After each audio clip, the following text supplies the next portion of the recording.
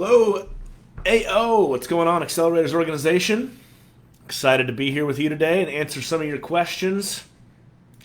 Let's dive right in. All right. And for those of you who are new here, my name is Tyler McBroom. I'm a CPA, and I help business owners pay as little tax as possible. And I've built a decent-sized firm through social media and other business partnerships, so I have a little bit of marketing acumen as well. And so we're going to dig into some questions around all of those topics. All right, first question. Nico Avila. Question, should I send money from my personal checking account to my business account to show income, knowing I will be transferring it back to my personal account to pay for living expenses? Background, I have a personal Venmo account tied to my personal checking bank account. My income comes from my video editing, and my client pays me through Venmo. I'm not sure if transferring money from a personal account to a business account will show up as income from my LLC, and if it's even worth it because I will have to just transfer it right back. Any thoughts on using a Venmo business account? Yeah, so if you have however you receive the money, whether it goes into your personal account or into your business bank account, or is cash that the customer or client literally hands to you and you stick it in the drawer, you're required to report it as income. So no matter what account it goes into, you're going to be showing it up. You should be showing it as income on your LLC when you file your tax return. That being said, as far as the whole purpose of an LLC, if you ask your attorney, is liability protection. And if you're mixing personal funds and business funds, and I'm not an attorney, so I want to qualify that, but I just want to make you aware of a term called piercing the corporate veil, and that is when you mix all that up, basically. It makes it so that the liability protection is essentially null and void. And so, and this isn't legal advice, I'm just making you aware of a concept and topic. So you want to have, and just for accounting records and everything too, it makes sense to put everything that comes in as income and any expenses related to that income into your business bank account. And so if that in the interim, while you're having your personal Venmo hits your personal account, you're putting that money in, you're basically depositing that in on behalf of the LLC. I actually do think that makes a lot of sense. Even if you have to transfer it right back, you're having a clean paper trail there. So while you have that linked up to your personal account, it absolutely makes sense to do that. That way you have that clean paper trail for the income that's coming in. As far as using a Venmo business account, I think absolutely, even if it's not a formal Venmo business account, it's just another separate Venmo personal account that's linked to your business bank account. I think that makes a lot of sense. I would try to set it up so however your payment methods are, it deposits into your business bank account.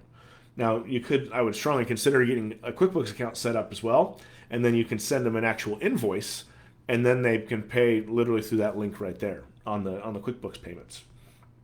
But definitely have it start linking where it's set up to your business account. Kristen Pitts. Question, what is the goal and timeline to start paying yourself an income out of your business? Business description and background. I am in need of help setting up a net profit goal structure to follow. I'm in the apparel wholesale business. I'm a startup. I just had my first test market, and this next upcoming season will be my first true season in business. I'm investing every penny into my startup and have no issue continuing that for as many years as needed. I want to lay out a timeline and goals to look forward to. A rough outline if there is one. Thank you so much. Well, I just want to say I love that you're in a mindset of investing every penny into the startup, because sometimes, when a business is brand new, it needs that. At the same time, don't use the sort of, and I'm going to be direct with you here because I want you to understand this. Don't use the excuse of I'm investing in every penny into my startup as a reason to be lazy or sloppy with your financial decision making in your business.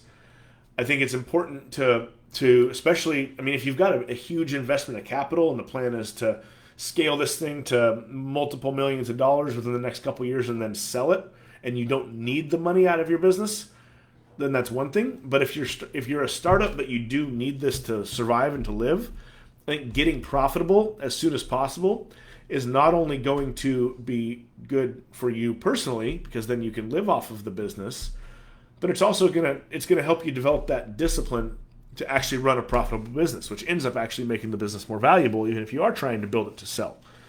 So as far as typical kind of timeline for how soon you can get profitable, I mean, when I launched my second firm after I kind of left my partnership with my father in family business, we were profitable instantly because we got some clients and I could do the work, and it's profit even if I'm doing the work.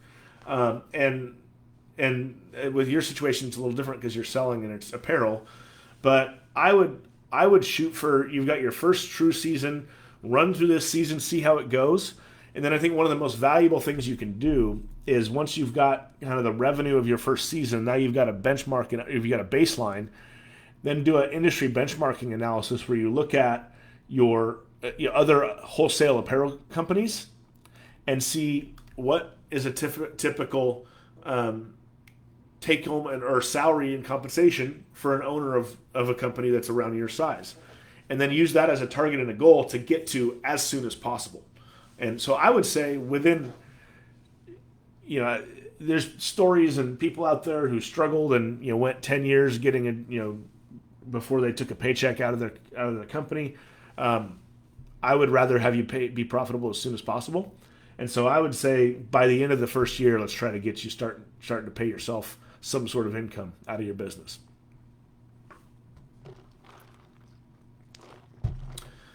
Kristen Pitts. All right. Question. What does a successful margin look like from a gross profit to net profit in a business? Does it vary business to business, and what should the goal be? Business description and background. I work for my dad's company to eventually take over for him, and I also have my own startup business. My dad goes over his company P&L with me, and when I make 20% of the net profit, goes over his company P&L with me when? I think just with me. Okay. I make 20% of the net profit of his company. Looking at the gross profit versus net profit, I'm not sure what a good profit margin would be. He says his business is great and very profitable. My initial reaction that I kept to myself, of course, was, wow, that's it for net profit? After all that money spent, is it even worth it? What's a good margin goal? Thank you. I'd be curious what kind of business your dad's business is, but it does vary business to business. Some businesses have great margins. Software businesses, for example, especially once they get up and running, like Google has amazing margins. They literally can print money. Not as much anymore. They're kind of on the downswing, but software companies make a ton of money. Restaurant companies make very, very thin, razor thin margins. That's why when they had to shut down with COVID a couple of years ago, it was devastating, because if they're not open for a day, they're toast because it's such razor thin margins. So it really depends. I'd say in most companies, somewhere between 10 to 25% is coming to the bottom line. In an accounting firm, which is actually what I recently looked up, one of the highest margin types of companies out there, a good margin is 20 to 25% of revenue coming to the bottom line before paying the owners a dime. It does vary business to business, I would say. So it's hard to give you exactly what a successful margin looks like across the board. In general, if you can hit 20 to 25% in any business, you're knocking it out of the park. If you can hit 15% after paying yourself a reasonable salary, like a typical salary of what you'd pay, then you're doing very well. And then anything above 10% is pretty good. Anything below 10% starts to get a little tight. But it varies industry to industry.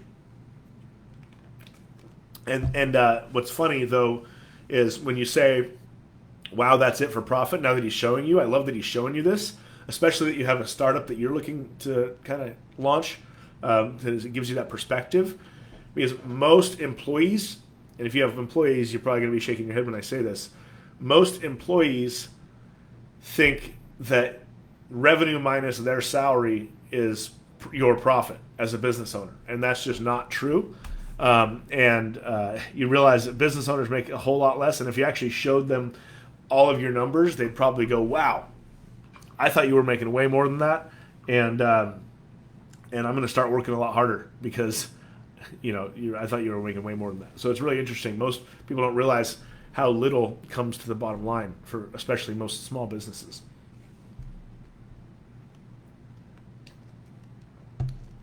Jonathan Jean-Baptiste. I hope I said that right. Question. How do I develop a sales pitch and process for calling on clients? Business description and background. I'm a realtor in NYC. I was thinking of calling on companies that have their employees relocating. Any ideas of whom I should speak to, how to develop that lead list, and what am I asking them to provide me with? So I'll preface this with saying I personally haven't done a lot of cold calling in my career. I think the extent of cold calling that I've done was early in my social media days, back before I really understood how Instagram works, and that when people are scrolling through, there's people who just literally like every post. This is just a fun side story if that's related to what not to do. And if someone liked my post, just liked it, literally like put a little heart on it, I would just go through their profile. If they're a business owner, actually a realtor, because I had a lot of realtor clients, I'd look them up and I'd call them and I'd say, "Hey, I just saw that you liked my post. Do you need an accountant?" So don't do that. Number one, because they got really creeped out. But as far as a sales pitch, what I would look at, cold calling is a challenge these days, period. But you got to look at any sales pitch, just like any marketing. Most people, when they're doing marketing or sales, they're like the person at the cocktail hour that just talks about themselves all the time, and they talk about me, rather than thinking about what's the benefit to the person you're calling, and how can you get to that benefit and that positive outcome for them as soon as possible. So maybe so I would do some thinking on what's the benefit to that company that you as a realtor provide by having their employees relocate. Maybe as a business owner, I've got a lot of companies that I need to relocate employees, and I can recruit better because my company has a dedicated realtor dedicated to my relocating employees. So can you call on them and say, "I've got a way that you can differentiate yourself in the recruiting marketplace"? I don't know if that's the case or not. You would know better than I would. But how can you think of the benefit and get to that benefit right away? As far as who you should speak to, always try to get to the decision maker ASAP, which would, in this case, if a company is a company that has a lot of employees relocating, I would imagine you're going for a larger company. And so you may want to talk to like the head of HR there. If it's a smaller company and it's like small business owner, then you always want to get to the owner as fast as possible. And usually they have some sort of gatekeeper. Like I have my assistant, Brianne, who schedules all of my calendar. And so you would want to get connected and be positive and get on a good relationship with those gatekeepers as soon as possible. As far as developing that lead list, there's any number of ways you can buy a list, which I don't know that I'd necessarily recommend. You can reach out on LinkedIn. That's a great place to connect if you're looking for specific titles at companies, and you can look at company sizes there. And yeah, so that's what I would look at. As far as what am I asking them to provide me with? I wouldn't ask them to provide you with anything. Like if you call up and say, "I need this from you," that's the fastest way you're going to get hung up on. Just look at ways that you can provide benefit to them and how you're going to help them through what you do. Don't ask them for anything. Show them how you can help them.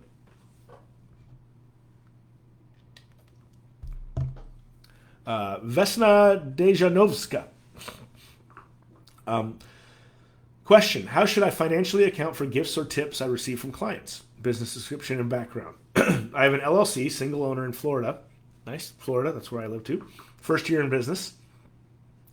And I've been doing free coaching sessions, 1 hour, in order for me to do a market research for a new 3-month coaching program.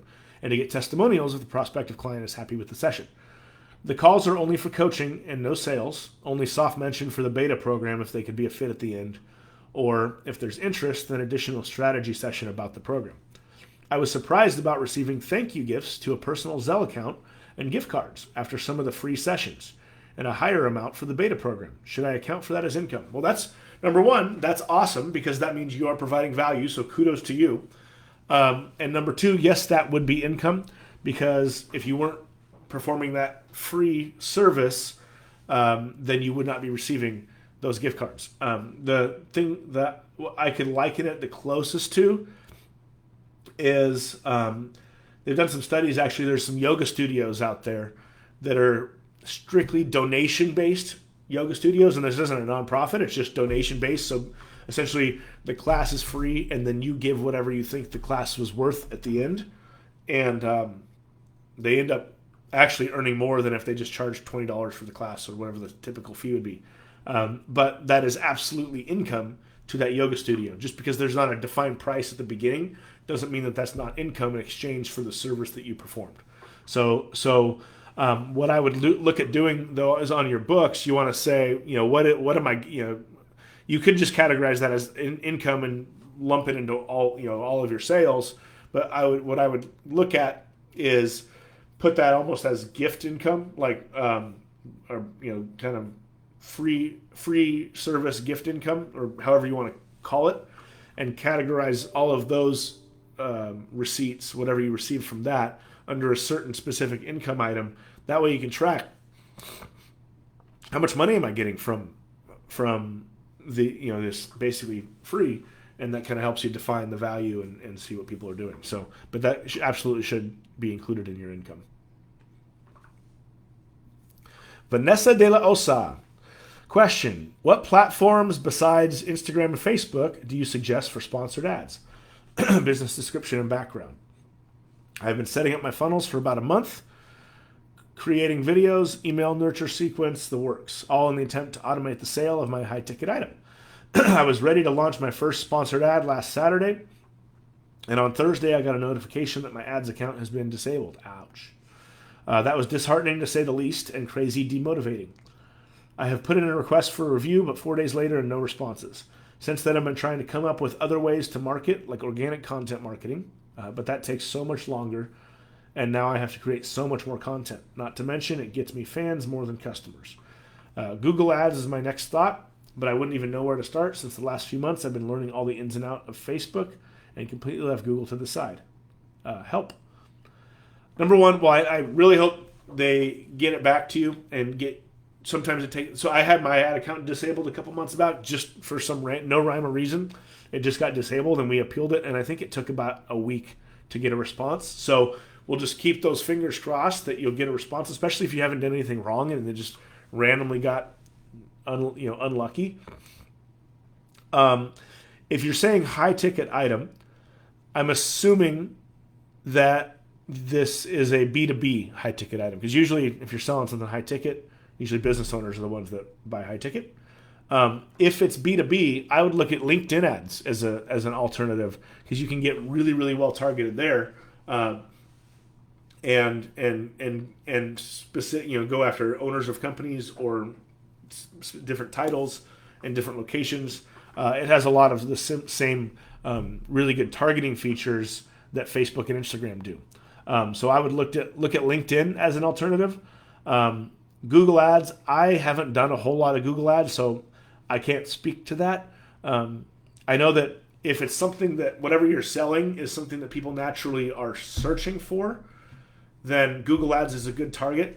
The other kind of corollary to Google, but related to video, that I would really strongly consider is YouTube pre-roll ads, or YouTube ads that basically interrupt the video. But the pre-roll ads where you go and search a video, like if I wanted to do a YouTube ad of like, hey, we can do a free tax assessment, and I could run that before if someone Google or searches in YouTube for a video on how do I pay less tax, and whatever video comes up from the most popular YouTuber, it would roll before that, and it would pop up and say, hey, click here and schedule an appointment with me. So YouTube pre-roll ads I would look at as an alternative, and then and LinkedIn ads are two of the places that I would start. And I hope for your sake that they will come to their senses and reactivate your Facebook ads account.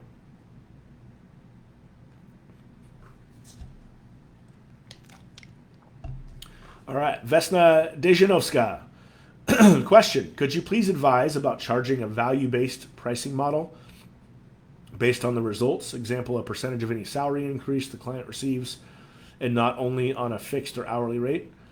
Business description and background. I have a new coaching business and I help 2 people receive significant salary increases by doing an assessment and coaching them how to approach and negotiate. The latest one got 24% increase on his annual base, which affects his bonus, 401k, etc., or 120% more of the dollar amount than he was hoping he would get, quote, if successful.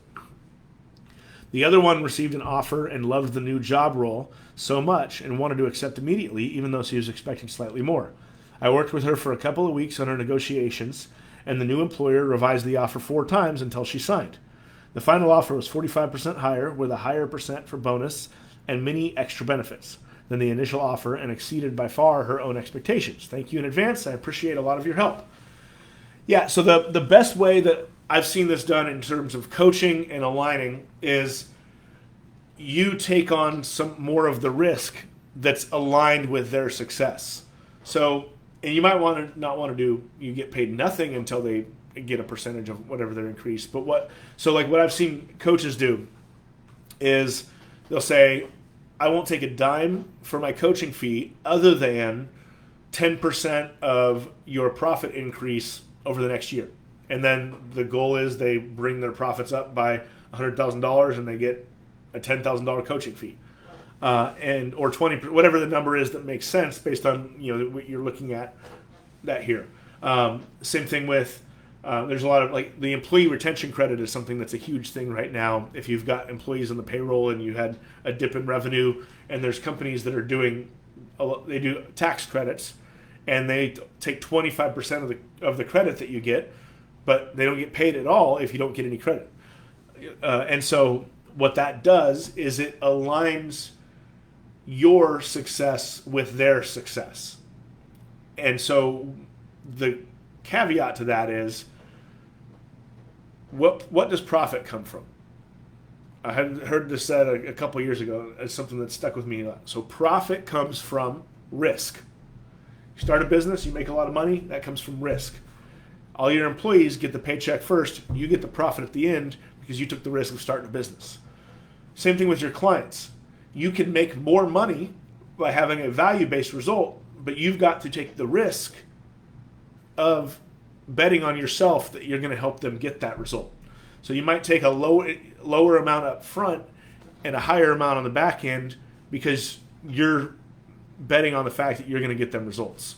So that's how I would look at it in terms. Whereas if it's just an hourly rate, then you're going to know you're going to guarantee you're going to get money, but it might be lower. For example, we do an initial kind of deep dive tax plan when we start out. We estimate the savings that they're going to get, and we charge a $5,000 tax plan to do that, and we guarantee we save them at least that money. Usually it's 3 or 4 times that amount, or we'll refund the actual down to the actual savings they get. So we're guaranteeing the result. Now, if I was in a typical model and I was just doing an hourly rate, usually I'd be getting much less than that. But because I'm betting on the fact that I'm going to guarantee that they're going to get an ROI on that investment of hiring us, I'm allowed to charge a higher rate. So that's the way I would look at it. Kristen Lander. Question: what can I do to continue to bring in revenue when clients are canceling due to the economy? Business description and background. My coaching business has a very high retention rate, and clients normally work with us for 12 to 18 months or more. In the last 6 weeks, we've lost a lot of clients, citing the economy as their reason. I'm losing more clients than I lost even at the start of the pandemic. Well, I'm sorry to hear that. What I would look at with that is, so what's happening is they're not. So if you're coaching them, they should be getting an ROI for that coaching. Whether it's getting time back, their business is doing better. They're hiring more people, the culture's better, some sort of ROI where things are improving as a result of your coaching. And if they're canceling, that tells me that they're not seeing your value. So I have a coach, and so this is one little tweak that might help without changing anything related to your business model. I have a coach, and at the end of every call, she asks me, what is one thing that brought you value from our call today? And when I do that, or when she asks that, I think about it, and I go, oh, here's one thing, and usually I list off a few things. And she goes, great, that's wonderful. And something I got from Tony Robbins that he does at the end of his events is you write down your list of action items from this event, and the things that you're going to do to implement, and then he has everyone put a dollar cost on the cost of not taking action, and doing that anchors in the value, right, that you got from whatever you learned. And so I would look at how can you anchor in the value during your coaching to remind them that they are getting value, they are getting an ROI. We have to do this with our tax clients all the time. We tell them how much money we saved them because they forget, especially 4 or 5 years into working with us, they forget that we saved them $40,000 a year every year. So we got to tell them that. So that's one. How can you change it so you're reminding them of the value consistently and showing them the value? Number two, can you align the risk? Is the other question around doing a value-based pricing model versus an hourly pricing model. Can you align where you're taking a little more of the risk in the pricing, where you're delivering on results, and you say, look, don't pay me until you've made more money in your business, and then pay me a percentage of that. That way you're guaranteeing their success, that they are going to make a profit on you.